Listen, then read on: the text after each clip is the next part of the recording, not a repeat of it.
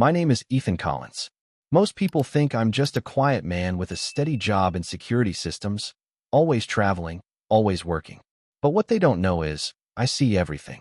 I record everything, including the day my wife kissed me goodbye, right before slipping back into another man's bed.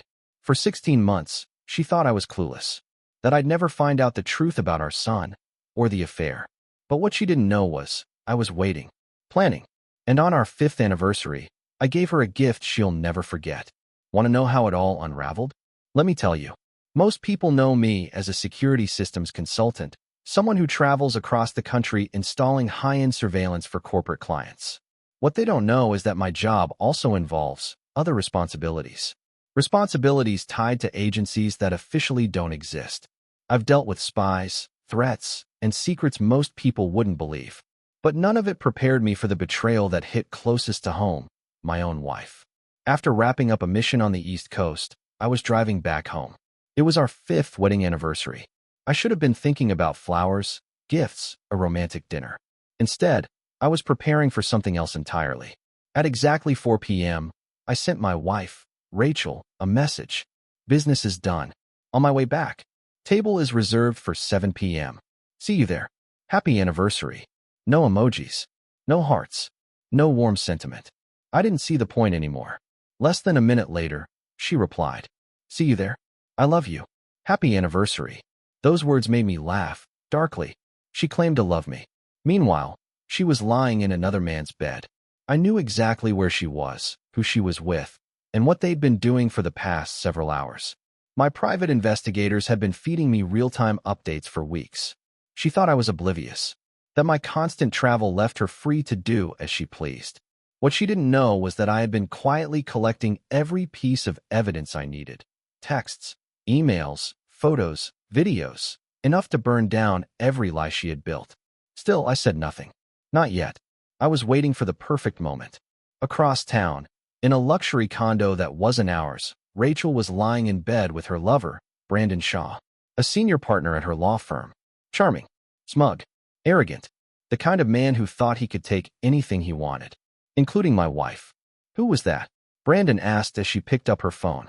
"My husband," she replied casually. "He's coming back. Dinner tonight. Anniversary. Your 5th, he smirked. "I thought you said he was out of town." "He was. Guess he finished early." He smiled and stretched. "Think you've got time for one more little goodbye present?" Rachel laughed. "As tempting as that sounds, I need to clean up. I can't meet Ethan covered in your scent." Those words made my blood boil when I first heard them on the audio recording. She wasn't just cheating, she was calculating, precise, deceptive, and she had no shame. She threw on a blue dress with a plunging neckline, then paused, wondering if I'd seen it before. I hadn't, but it didn't matter. The dress wasn't for me. After calling her mother to watch baby Noah, she went to the bathroom and showered. Not just to feel fresh, but to erase Brandon's presence from her body. She once promised herself that Ethan, the loyal, clueless husband, would never touch her unless she was completely clean. A sick joke. That's when I knew just how deep her betrayal ran. She wasn't just being unfaithful. She was rewriting the rules of our marriage for her own convenience. Playing house with me while living a fantasy with him. Noah, the baby, the name she gave him, Brandon's name. When she first told me she was pregnant, I wanted to believe it was mine. But even then, the math didn't add up. My gut told me the truth long before the DNA test confirmed it. Still, my lawyer warned me. If I filed for divorce while she was pregnant, the court might still hold me financially responsible for the child. So I waited. 9 months of silence. 9 months of watching her smile at me with that same lying mouth. But tonight, the waiting ends. Rachel thinks she's walking into a quiet, romantic dinner. She has no idea what's coming. She doesn't know I've already seen the evidence. Heard her voice. Watched the videos. She doesn't know the man she thinks she's fooled has one final surprise waiting. Tonight, I'm going to look her in the eye and end this farce once and for all. By 6:45 p.m., I was already parked across the street from the restaurant. My Escalade sat in the shadows, engine off, lights off, windows slightly cracked. I had a clear view of the entrance. I wanted to see her walk in, wanted to see her face, her posture, the lies she'd wear like perfume. I lit a cigarette, something I rarely do, but tonight was not a normal night. I checked my phone. A message had just come in from one of the private investigators. It was a photo. Rachel, in that blue dress, walking out of Brandon Shaw's luxury condo. Her hair curled, makeup perfect, smile rehearsed. The caption beneath the photo was simple. She left his place at 6:32. Alone. She's headed your way. It wasn't the same dress she wore to his condo earlier today. So she changed. Smart. Or maybe she thought so. But she didn't know that I'd never seen that dress before in my life. Because it wasn't bought for me. It was bought for him. Meant to entice another man on the night of our 5th anniversary. I took one last drag, crushed the cigarette in the ashtray, and grabbed my briefcase. Everything I needed was inside. Evidence, documentation, hard truths printed in black and white. The two figures I'd asked to meet me, my process server and the notary, were already stationed near the entrance. They blended into the crowd. A man in a khaki jacket and a woman in a black blazer, each holding a folder, pretending to be patrons. But they were there for me. And her. I crossed the street calmly, nodded to them, and entered the restaurant. Reservation for Collins, I said to the hostess. She smiled. Right this way, Mr. Collins. She led me to a corner booth near the back of the restaurant. Private, intimate, ideal for lovers or ambushes. I slid into my seat, ordered a glass of water, and waited. Moments later, I saw her walk through the door. She paused briefly, scanning the room. Her eyes found mine, and she smiled. That same disarming, fake smile she'd probably given Brandon a dozen times. She walked toward me like she hadn't just committed marital treason. Hi, sweetheart, she said, sliding into the booth across from me. Happy anniversary. You look nice tonight, I said. That dress. I don't think I've seen it before. Is it new? She hesitated, just a second too long. Yes. I just bought it last week. Do you like it? It really brings out your eyes, I said with a faint smile. We ordered our meals. She chatted about work, her mom, even the baby. I nodded, responded here and there, but mostly let her talk. I wanted to see how many lies she could fit into a single conversation. Then the music started. From another part of the restaurant, soft jazz spilled into the air. A familiar melody. Our song. She looked toward the dance floor. They're playing our song, she said with a soft smile. Do you want to dance? I hesitated, then nodded. Sure. We walked to the dance floor, her hand resting lightly in mine. We moved slowly, rhythmically. To anyone watching, we probably looked like a picture-perfect couple, celebrating 5 years of love and loyalty. But every time I caught her scent, every time I imagined Brandon's hands where mine were now, it took everything I had not to let go and walk away. Even as we danced, I kept a small, calculated distance between us, just enough to make her wonder. She noticed. Is everything okay? She asked softly. Of course, I said. Just thinking. We returned to the table. Our food had arrived. She picked at her salad. I took a sip of my wine. Then I leaned forward, rested my elbows on the table, and said, You know, your dress smells like it's been hanging in Brandon Shaw's closet for quite some time. She froze. The fork stopped halfway to her mouth. I watched the blood drain from her face. I don't think you managed to wash all of him off before you got here. Her lips parted. Ethan, what are you saying? I'm saying I know. About everything. She opened her mouth to protest, but I held up a hand. Don't lie.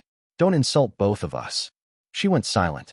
I reached down, popped open the locks on my briefcase, and laid the first document on the table. Let's start with a little DNA test, I said calmly. The one that proves Noah isn't mine. The next page? That's Brandon's DNA, matched perfectly. Her eyes widened. Her mouth trembled. But I wasn't done. Not even close. She thought this was dinner. She had no idea it was an execution, served cold, calculated, and absolutely deserved. And I was just getting started. She stared at the DNA report like it was written in a language she'd never seen before. Her lips moved, but no words came out. For a moment, I could see the gears turning behind her eyes, trying to come up with a lie, an excuse, anything that might still work on me. But that window had closed. Ethan, this isn't, she started. Don't. I interrupted, my tone flat. Please, don't embarrass yourself any more than you already have. I slid another paper across the table. This one's a match, too. Brandon Shaw is the biological father of Noah. Congratulations, you didn't even bother changing the name. She finally spoke, voice trembling. How did you get Brandon's DNA? I almost laughed. You brought him home, Rachel. At least 3 nights a week. Sometimes more. You'd make him coffee in the morning, let him use the guest bathroom, walk around like he owned the place. It wasn't hard. A toothbrush here, a comb there. All I needed was one strand of hair. Her mouth hung open in disbelief. You knew all this time? I nodded. Not from the beginning. But I had my suspicions long before you told me you were pregnant. Once the timeline didn't add up, I started digging. And what I found? Well, I lifted the briefcase and opened it wider, pulled out a thick manila folder and let it drop on the table with a satisfying thud. She flinched. What is that? She whispered. That, I said, is your digital footprint. A full copy of every email, text, photo, and video message you've exchanged with Brandon over the last 16 months. I've highlighted the more vivid ones. I don't believe this, she stammered, her voice cracking. You went through my private. There's no such thing as private on the internet, I replied. Especially when you're careless. Public Wi-Fi, cloud backups, sync devices. You left breadcrumbs everywhere. She buried her face in her hands. This is insane. No, Rachel. What's insane is you sitting across from me tonight pretending you're still my wife. Smiling, flirting, acting like you didn't spend the night in another man's bed. She looked up, eyes red. I made a mistake, okay? But it wasn't. One time, I said coldly, don't insult me. Okay, she admitted, wiping her eyes. We messed around more than once. But it wasn't serious.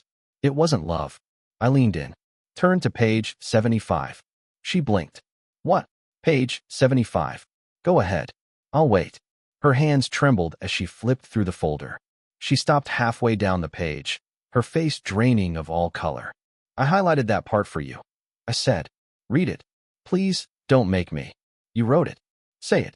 She closed her eyes, then opened them, defeated. I love what you do to me, Brandon, she read aloud, her voice barely above a whisper. I've never felt as satisfied as I have in the last 16 months. I can't wait for you to knock me up again. I love your size more than Ethan's. I want you to fill me like only you can.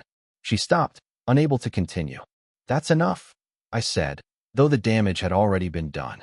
In all our years together, I don't recall you ever speaking to me like that. She tried to defend herself. You don't understand. No, Rachel, I said. You don't understand. You threw away our marriage, our home, and our future for a fling. And now, you're going to face the consequences. That's when I gave the nod. The man in the khaki jacket and the woman in the blazer stood up and approached the table. Rachel watched them, confused. What is this? She asked. This gentleman, I said, has something for you. He pulled a heavy envelope from his coat pocket and laid it gently in front of her. Are you Mrs. Rachel Collins? He asked. Yes, she replied, voice shaking. You've been served, he said. Served? She repeated, stunned. I handed her a pen. Divorce papers. Exactly as outlined in our prenuptial agreement. Sign them now, and I'll issue a cashier's check for the same amount you had when we got married. $2,394. Don't ask for more. I know about the secret account you've been hiding. Her jaw dropped. All your belongings have been sent to your mother's house. I continued. Yes, she knows. Yes, she's disappointed. But she's agreed to let you stay for Noah's sake. I don't want a divorce, she cried. I love you. I took out my phone and hit play. Her voice, recorded earlier that day, filled the space between us. Just keep it warm for me, okay? You'll get it, baby. She gasped, tears spilling down her face. How did you get that? I'd tell you, I said calmly. But then I'd have to shoot you. I smiled. Cold. Final. Her world had just collapsed. And I hadn't even finished my meal. Rachel sat frozen, her mouth slightly open, eyes glossy with tears. The divorce papers lay in front of her, the pen still untouched. The weight of everything I had just revealed, every lie unmasked, every secret exposed, was crashing down on her. And still, she looked at me like I was the villain. You really knew all along, she said finally, her voice barely audible.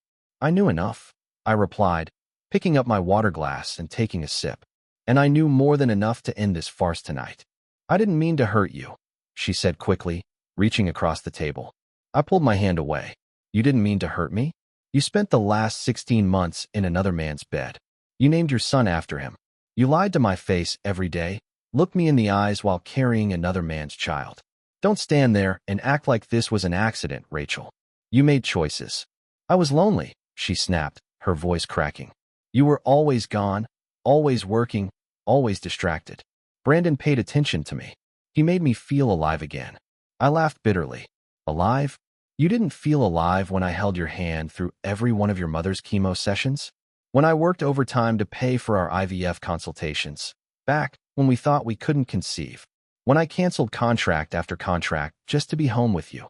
She opened her mouth, but there were no words this time. Just tears. I looked her dead in the eye. You didn't cheat because you were lonely, Rachel. You cheated because you were selfish. Silence. I'm not signing these right now, she said, pushing the divorce papers away. Not like this. Not here. I need time. That's not how this works, I said calmly. You lost the right to need time when you made a mockery of our marriage. Sign the papers now, or I'll take this public. You want everyone at the firm to know how you carried on with your boss while working under him, literally and figuratively? You want the courts to see the texts, the videos, the audio? Because I'll make sure it all comes out. Her hands trembled. She picked up the pen and scribbled her signature across the pages. One by one. Silent. Broken. I took the signed papers, reviewed them carefully, then handed them to the notary and process server. They confirmed everything was in order and stepped away, leaving the two of us alone again. Now, I said, your rings. She looked down at her hand. Do I have to? You seemed fine taking them off when you were with him. Take them off now. With shaking fingers, she pulled the wedding band and engagement ring from her finger and placed them on the table.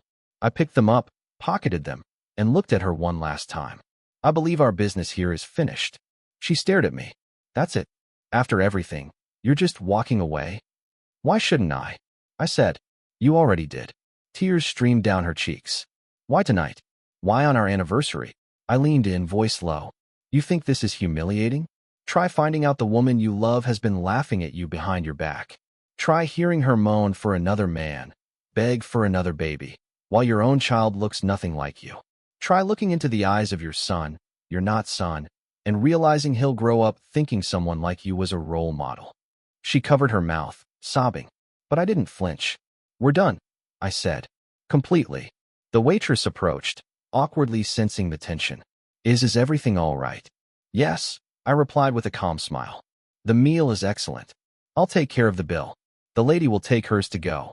Rachel was still crying as the waitress packed up her food. I handed over my card, signed the receipt, and stood up as she gathered her things. That's it? She asked again, desperate now. That's all you have to say? I gave her a small, empty smile. That's something we can agree on. She lingered for a moment longer, hoping for some sign of softness in me. There was none. I turned my back to her and resumed eating. She left the table quietly, wiping her tears. I didn't watch her go. Other patrons were staring, some whispering. I didn't care. I was done pretending. Inside, I was wrecked. But on the outside, I was calm, calculated. Because tonight, I had taken control of the truth. Tonight, I had burned the lie to the ground. Goodbye, Rachel. It had been 3 days since the dinner. 3 days since Rachel walked out of that restaurant, holding a takeout box in one hand and her shattered dignity in the other. I thought that would be the end of it. I thought maybe, just maybe, she would disappear quietly. But that was wishful thinking. The knock came early in the evening. I was in the upstairs study, reviewing documents, when I heard it, 3 short, angry bangs. I looked out the front window and immediately recognized the silver sports car parked in my driveway. Brandon Shaw. I didn't rush downstairs. I wanted him to stew out there a bit. Let him feel the tension crawling under his skin. Let him wonder if I'd even open the door. Eventually, I made my way down, calm as ever, and opened it. He didn't wait for an invitation. You son of a bitch, he growled, storming inside. You cost me my job. Rachel won't even talk to me. He slammed the door behind him and got in my face. I'm going to kill you, he seethed. I didn't move. That's when it happened. 15 tiny red laser dots suddenly lit up across his chest, dancing like angry fireflies. A voice echoed through the walls. Calm, mechanical, cold. Alert. Intrusion detected. Do not move. Brandon froze, eyes wide. He looked down and finally noticed the dots. Panic flooded his face. What the hell is this? He shouted, turning in circles. I pressed a button on my phone. Click. A sharp sound, like compressed air being fired, rang out. Then silence. Brandon looked down at himself, 15 tranquilizer darts sticking out of his body. His knees buckled, and he hit the floor hard. Out cold. I don't think you'll be killing anyone today, Brandon, I said, stepping over him and making a call. Operator 1211, the voice on the line answered. Clean up in aisle 15, I said. Understood, the voice replied. 15 minutes later, a white, unmarked van pulled into the driveway. 3 men in Tyvek suits entered the house, said nothing, and carried Brandon out like a broken piece of luggage. One of them grabbed his keys and drove off in his sports car. No one in the neighborhood saw a thing. I closed the door and went back to my study. 2 days later, I was walking back from the local coffee shop, sipping a caramel mocha, when I felt a shadow beside me. A man in a black suit, sunglasses, and a stone face appeared out of nowhere. Alpha 1 wants to see you, he said gruffly. I didn't argue. He led me to a sleek black limousine parked at the curb. The back door opened, and I climbed inside. Waters, a voice said. Good to see you still breathing. Alpha 1, or as I was now allowed to call him, Regis. He was sitting there, relaxed, wearing a tailored suit and a patch over his left eye. His presence alone demanded respect. Yes, sir, I said, settling into the seat across from him. Still breathing, still busy. Regis smiled. That security system you installed, very impressive. The tranquilizers worked better than expected. Thank you, I replied. Carpet's still clean, too. He chuckled. We've got Brandon, by the way. He's singing like a canary. Quite literally. The combination of your darts and our serum turned his mind to applesauce. I raised an eyebrow. He's talking? Oh, he's chirping in a cage, Regis said. And guess what? Before he became completely useless, we got him to sign a settlement. He was so grateful not to be dead, he gave up more than we originally asked for. He handed me an envelope. Inside was a legal document confirming Brandon's financial liability for damages, enough to cover legal fees, emotional distress, and then some. I nodded slowly. That'll do. One more thing, Regis added. Once your divorce finalizes, I want you to come to headquarters. I've got a new role for you. A role? A partner. I frowned. I've never had a partner before. Well, he said, sipping a whiskey from the bar inside the limo. There's a first time for everything. When I got back home, I finally allowed myself a moment to exhale. Brandon was out of the picture. Rachel was exposed. The lies were buried, burned, documented, and sealed. For the first time in months, I felt something close to peace. But I knew better than to get comfortable. People like Rachel, like Brandon, they don't go down without flailing. And something told me this wasn't quite over yet. It didn't take long for the fallout to begin. Like a fuse had been lit the night of our anniversary, and now the flames were crawling up every corner of Rachel's life. I was sitting on my back porch the next morning, sipping black coffee and watching the sunrise, when my phone buzzed. It was a message from Karen, one of the paralegals at Rachel's firm.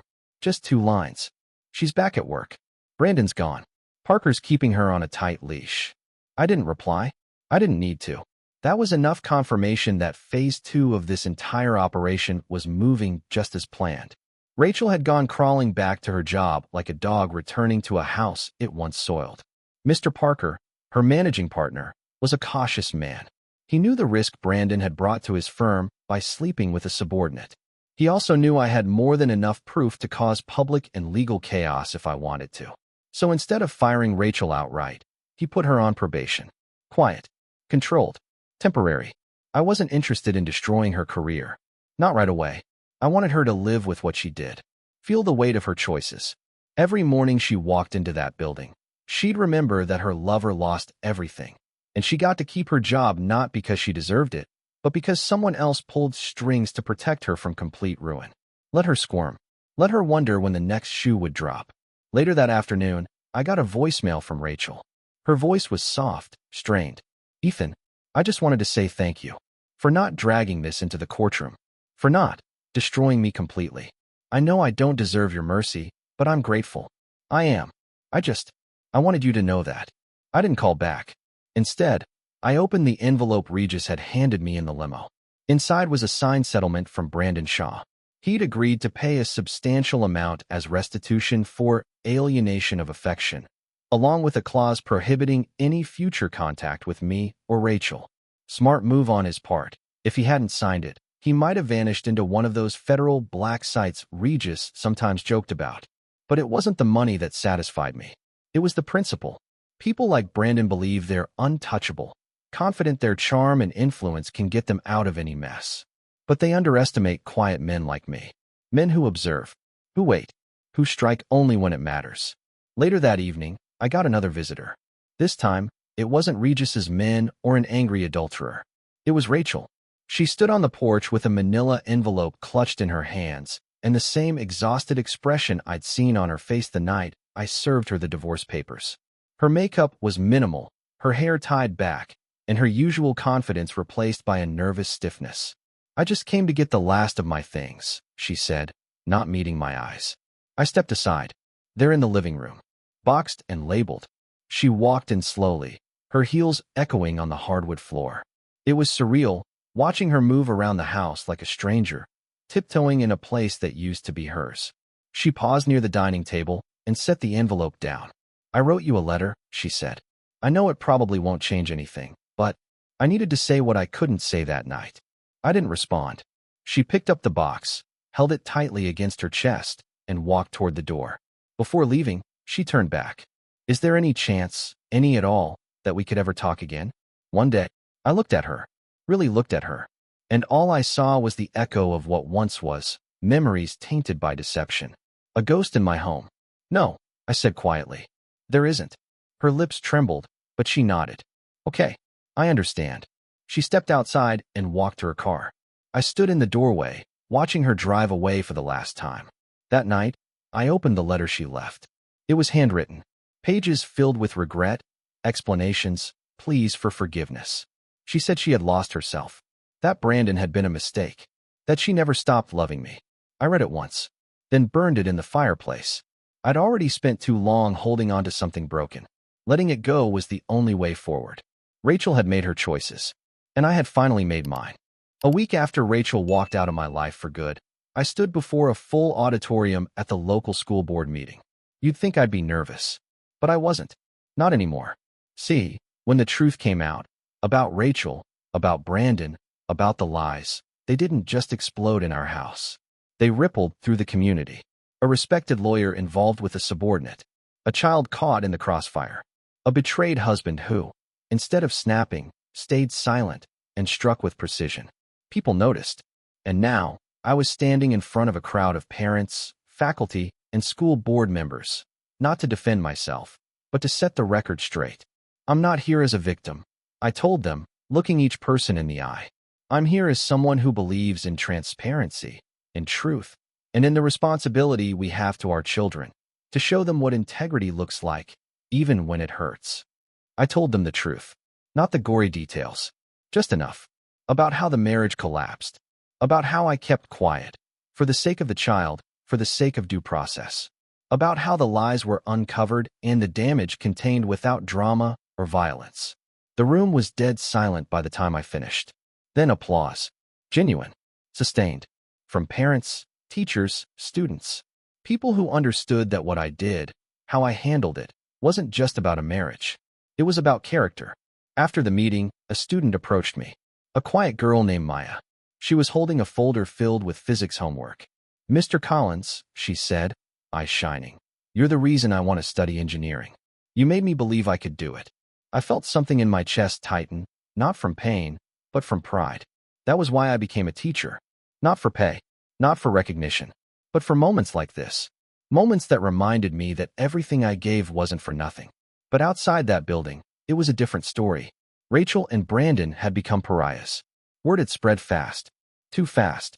The firm cut Brandon loose the moment my evidence landed on Parker's desk. He didn't even get a farewell lunch. One day he was walking the halls like he owned them. The next he was escorted out by security with a cardboard box and a silent elevator ride. Rachel, though still technically employed, wasn't so lucky either.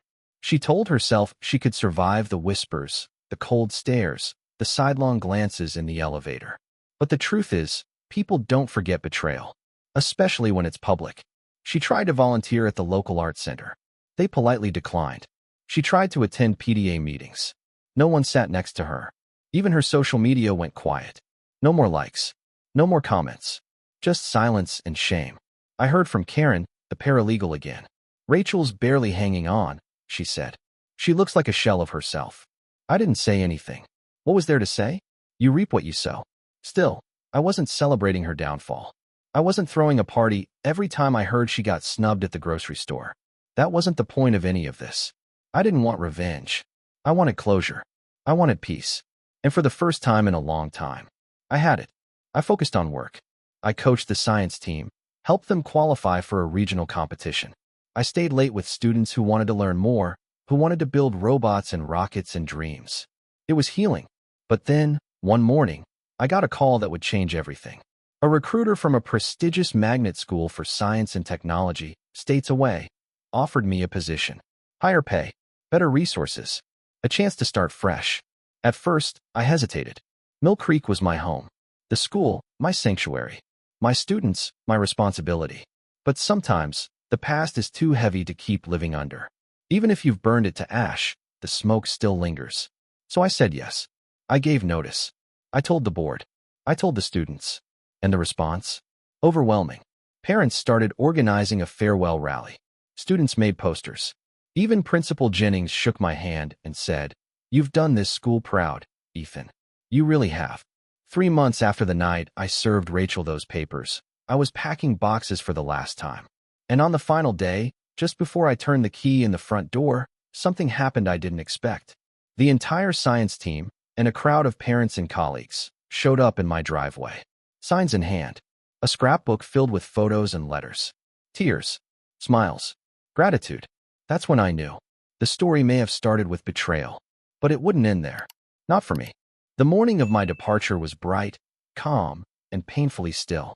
I stood on the porch of the home I once shared with Rachel, my suitcase by my feet, car packed, keys in hand. The house felt like a hollow shell now, four walls filled with too many memories, too many echoes of promises broken.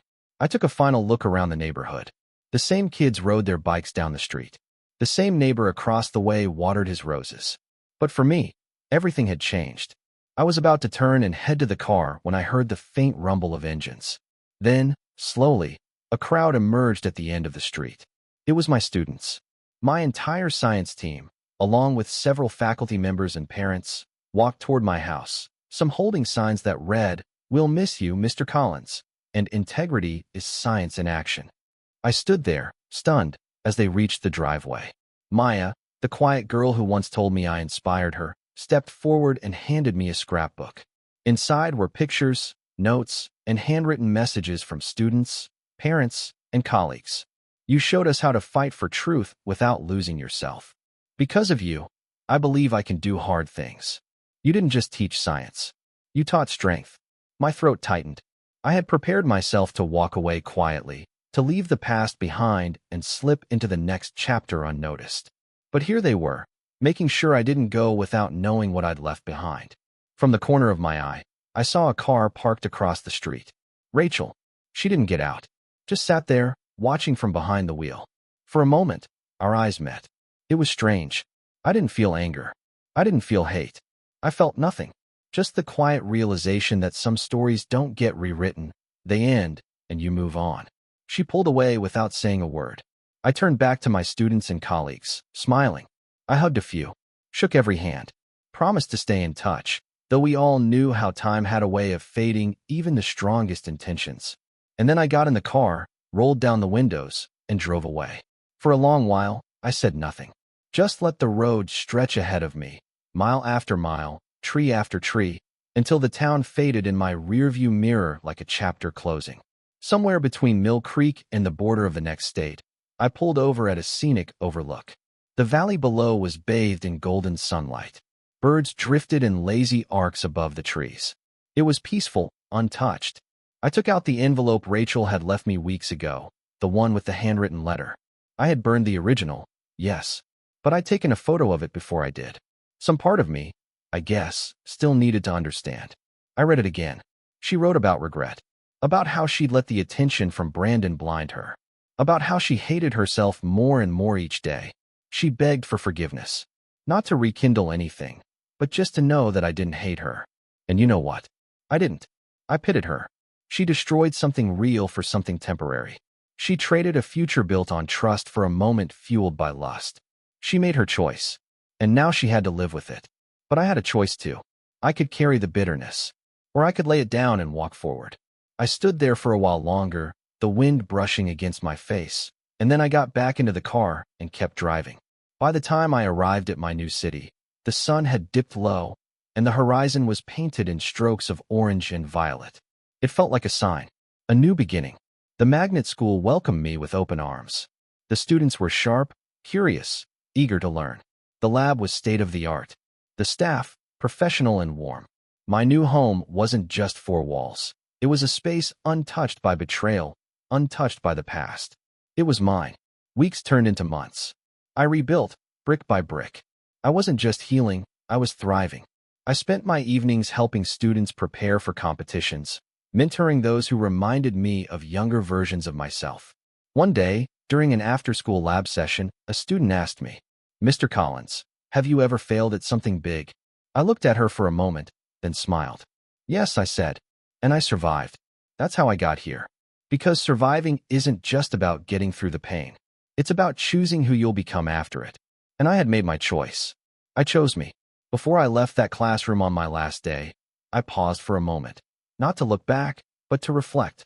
After everything I'd been through, one thing had become crystal clear. Betrayal doesn't define you. How you respond to it does. If there's one message I'd pass on, especially to those in the later chapters of life like myself, it's this.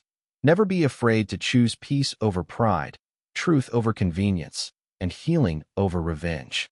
We may not control what others do to us, but we always control what we do next.